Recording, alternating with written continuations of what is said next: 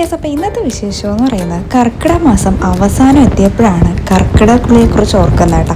എന്നാൽ പിന്നെ മനസ്സിനും ശരീരത്തിനും ഒക്കെ ഒരു റിലാക്സേഷനായിട്ട് ഒരു കർക്കിടക കുളി ആയിക്കോട്ടെ എന്ന് ഞാനങ്ങ് വിചാരിച്ചു.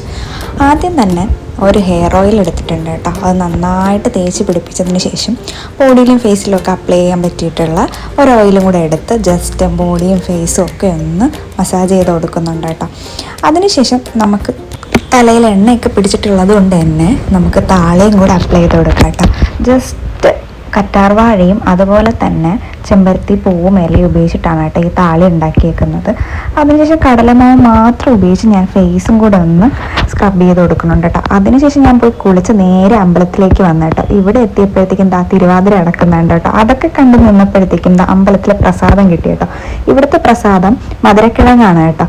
അതിനുശേഷം നേരെ വീട്ടിലെത്തിയതാ ഒരു കർക്കിടക കഞ്ഞിയും കൂടെ കുടിച്ച് ഇന്നത്തെ വീഡിയോ ഇവിടെ അവസാനിപ്പിക്കുകയാണ് കേട്ടോ. അപ്പം എല്ലാവർക്കും ഗുഡ് നൈറ്റ്. അടുത്തൊരു വീഡിയോ കാണും വരെ ബൈ.